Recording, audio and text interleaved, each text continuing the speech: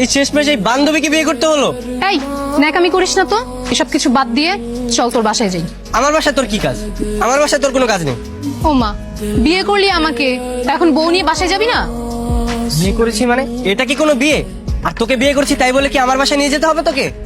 দেখ ভাই, বিয়েটা কিন্তু আমি আমার নিজের ইচ্ছায় করিনি, তুই জোর করেছিস তাই আমি করেছি। বাবা ফোন দিয়েছে। হ্যাঁ বাবা। ফিরে কই তুই? বাবা আমি তো জানি তো, তো বিয়ে কি হয়ে গেছে? হয়ে গেছে। যা হওয়ার হয়ে গেছে, আর মানুষের কাছে জানাজানি হবার আগে বাসায় ফিরে আয়। তোকে নিয়ে যেতে বলেছে। আমাকে বাসায় নিয়ে যেতে বলছে মানে? আমি বাসায় যে কি করবো? তুই তোর বয়ফ্রেন্ডকে নিয়ে যা। বয়ফ্রেন্ড পাবো কই এখন? বিয়ে তো আমার তোর সাথে হয়েছে। আজব, বললে আমার যেতে হবে নাকি? আমি যেতে পারবো না। যেতে পারবি না মানে? ঠিক আছে তাহলে চল তোর বাসায় যাই। আরে আরে না না না না না, আমার বাসায় যেতে হবে না তোর। তোর বাসায় যাবি না, আমার বাসায় যাবি না, তুই যাবিটা কোথায়? চুপচাপ লাগেজটা নিয়ে আমার সাথে চল, ব্যাগ নে।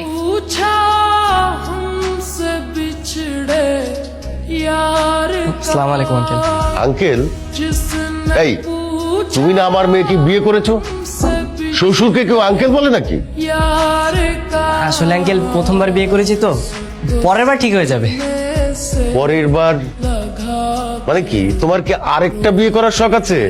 এই, তোর জামাই কি বলে রে? না বাবা, ও মজা করছে। ও আসলে একটু মজা করে কথা বলতে পছন্দ করে তো তাই।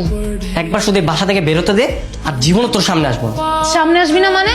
ডিভোর্স না দিয়ে বাবার সঙ্গে কিছু না বলে চলে যাবি? তখন আমার কি হবে? তোর যা হয় হোক, তাতে আমার কি? হ্যাঁ, আর আমি তোর সঙ্গে এক বিছানায় কখনো থাকতে পারবো না। তোর কি মনে হয় আমি নিজে তোকে আমার খাটে ঘুমাতে দেবো?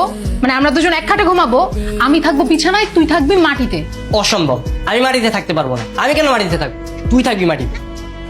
কারণ রুমটা না আমার, তোর না। তুই তোর বাড়িতে নিয়ে যেতে, তখন তুই যেখানে ঘুমাতে বলতে আমি সেখানে ঘুমাতাম। বাবা, মনে হয় আমি তোকে জোর করে বিয়ে করেছি। জামাই, এত রাত এখানে কি করো? ঘুমাচ্ছ না কেন? যাও, ঘুমাতে যাও। বাবা, আর কোনো ভালো রুম নেই? আমি কি আপনার সাথে ঘুমাতে পারি? নাজিয়া, আরে তোর জামাইয়ের কি মাথা খারাপ হয়ে গেছে নাকি? কি করেছে? ও বলতেছে আমার সাথে ঘুমাবে, আমাকে বলে যে বাবা আমি কি আপনার সাথে ঘুমাতে পারি? বাবা মনে হয় মজা করে বলেছে। সব সময় সেটা ঠিক না। তোমাকে সব বলছি। এই, তুই না যা, আর কতক্ষণ লাগবে? আমি এত ওয়েট করতে পারবো না। আরে ভাই দাঁড়ান না, আমার গার্লফ্রেন্ডের একটা ঝামেলা হয়েছে, এটা শুনবো না আমি? আরে কিসের দাঁড়াবো? আমাদের জন্য আমার শ্বশুরমশাই অপেক্ষা করছে। আপনার শ্বশুর আব্বাকে? কেন, নাজিয়ার বাবা? গতকাল থেকে তো আমি নাজিয়ার স্বামী। নাজিয়া কি বলে? হ্যাঁ, আমি তোমাকে গতকাল বলেছিলাম না ঝামেলার কথা, এটাই হচ্ছে সেই ঝামেলা। তাই বলে তুমি আরেকজনকে বিয়ে করবে কেন? এই মিয়া, আপনার এত বড় সাহস, আপনি আমার বউকে ধমক দিচ্ছেন? কি বলে? আমি নাকি তোমাকে ঝাড়ি দিতে পারবো না?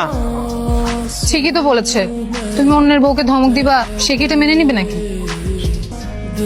তাই বলে তুমি তুমি আরেকজনকে বিয়ে করবে কেন? আরেকজনকে বিয়ে করবে না মানে? আপনি কালকে আসার কথা বলে আর আসলেন না কেন? আপনার জন্য সব ঝামেলা আমার পোহাতে হলো। তুমি একটু প্লিজ মাথাটা ঠান্ডা করো, আমি তোমাকে সব খুলে বলছি। না, আমি যাবো না। যাবি না মানে? ডিভোর্স দিবি না নাকি? নাকি সংসার করবি আমার সাথে?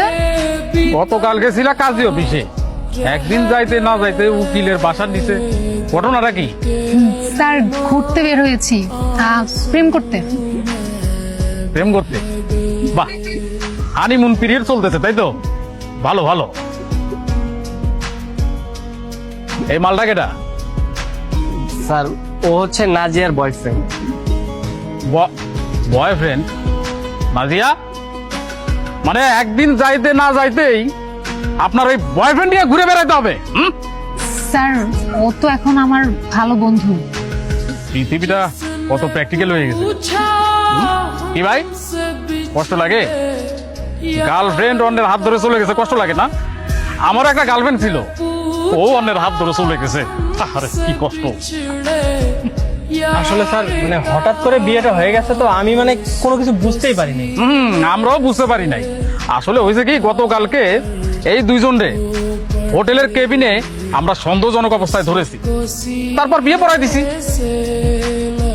হোটেলে মানে?